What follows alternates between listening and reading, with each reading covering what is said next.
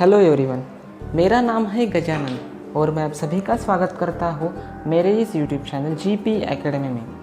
Industry में use होने वाले डिफरेंट टर्म और डिफरेंट क्वालिटी टर्म्स के बारे में मैं मेरे चैनल में एक्सप्लेन करूँगा, तो मेरे साथ बने रहिए मेरे यूट्यूब चैनल जीपी एकेडमी में। आज हम देखेंगे कि सैम्पलिंग प्लान क्या होता है, उसके कौन से टाइप है और उसके एडवांटेजेस और डिसएडवांटेजेस के बारे में हम इस वीडियो में देखेंगे।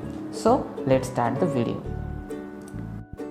एक्सेप्टेंस सैम्पलिंग क्या होता है ये हम देखेंगे, ठीक है ना। Acceptance sampling act of a drawing sample from a lot size. मान लीजिए कि कोई पार्ट आए हैं, उसमें बहुत सारे पार्ट हैं, आप उन सारे पार्ट को चेक नहीं कर पाते हैं, इसीलिए आपको कुछ रैंडम बेसिस पे सैंपल चूज़ करने होते हैं और उन्हें चेक करना होता है, उन्हें टेस्ट करना होता है। अगर वह पार्ट ओके है तो आपको वो लॉट एक्सेप्ट करना है, अदरवाइज़ आपको रिजेक्ट करना है। और ये सारा डिसाइड करने के लिए आपको किसी सैम्पलिंग प्लान की ज़रूरत होती है। तो इस वीडियो में हम इसके टाइप्स भी देखेंगे कि सिंगल सैम्पलिंग क्या होती है, डबल सैम्पलिंग क्या होती है और मल्टीपल सैम्पलिंग क्या होती है, हम इस वीडियो में देखेंगे।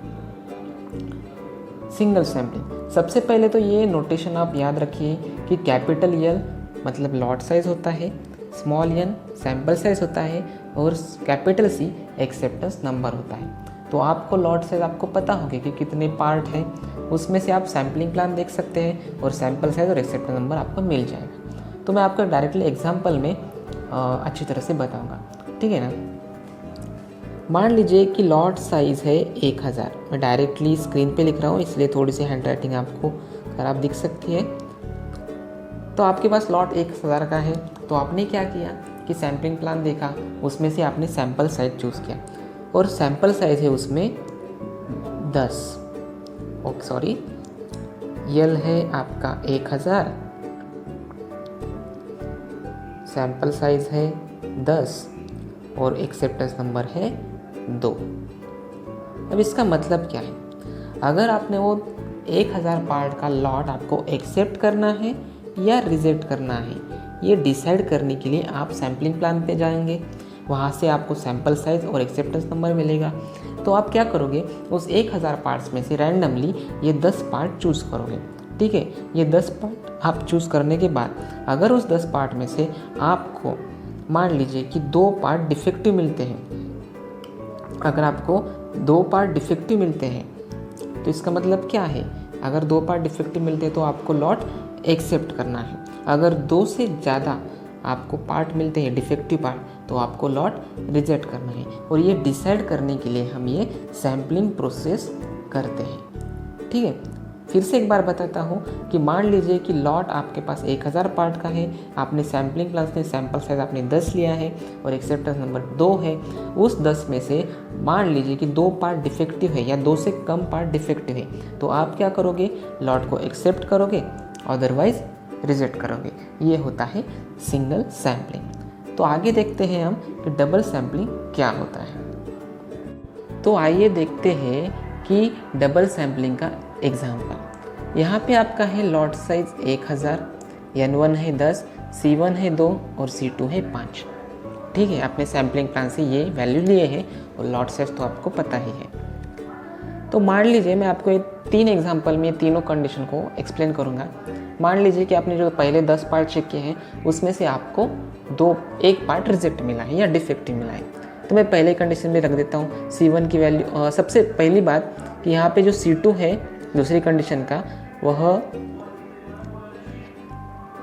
लेस देन है डिफेक्टिव पार्ट से। कंडीशन में थोड़ा सा यहाँ पे मिस्टेक हो गई है, ठीक है।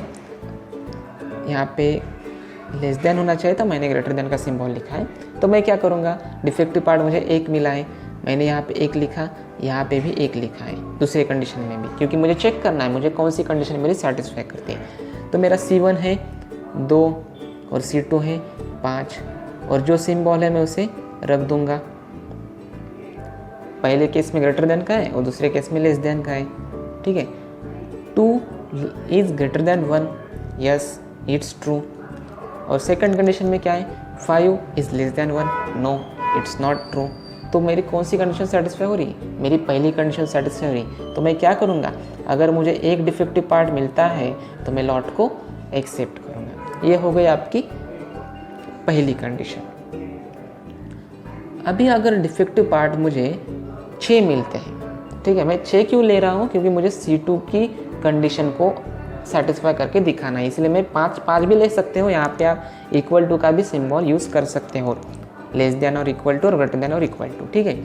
अगर मुझे मान लीजिए कि मुझे 10 सैंपल मैंने चेक किए हैं, उसमें से मुझे डिफेक्टिव पार्ट अभी 6 मिले हैं, तो मैं यहाँ पे लिखूँगा 6, यहाँ पे भी लिखूँगा मैं 6।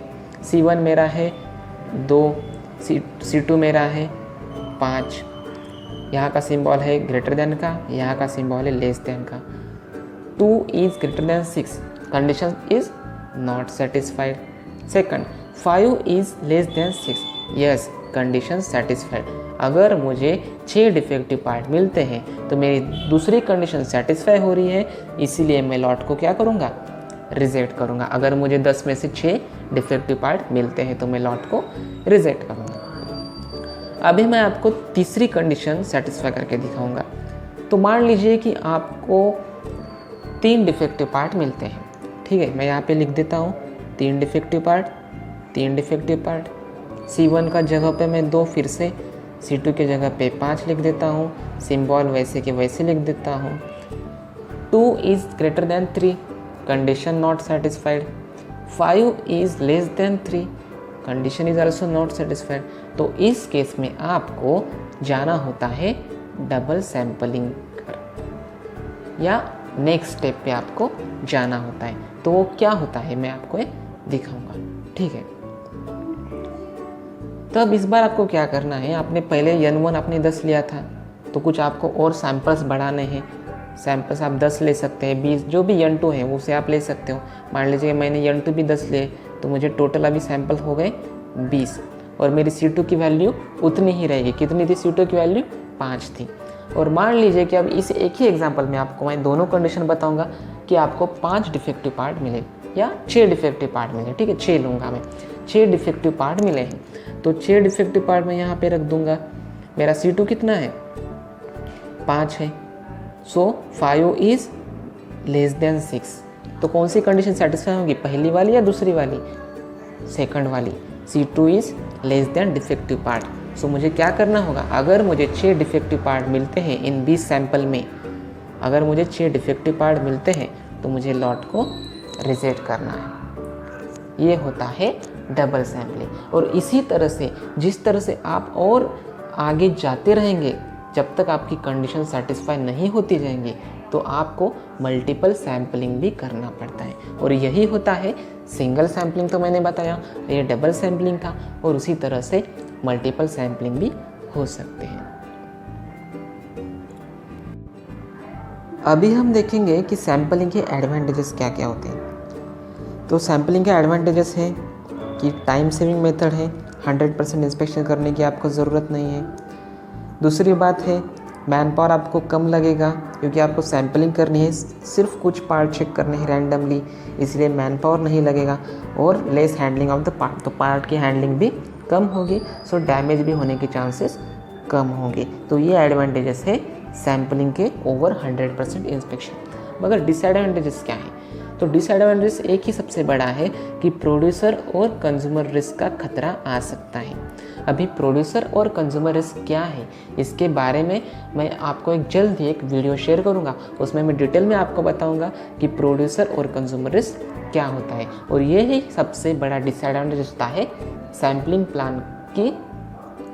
प्लान करने का, ठीक है। तो यहाँ पे आपने एडवांटेजेस और डिसएडवांटेजेस देखे हैं। तो आशा करता हूँ कि सैम्पलिंग प्लान और उसके टाइप्स और एडवांटेजेस और डिसएडवांटेजेस आपको अच्छी तरह से समझ में आए होंगे। अगर वीडियो अच्छा लगे तो लाइक, शेयर और सब्सक्राइब ज़रूर करिएगा। धन्यवाद।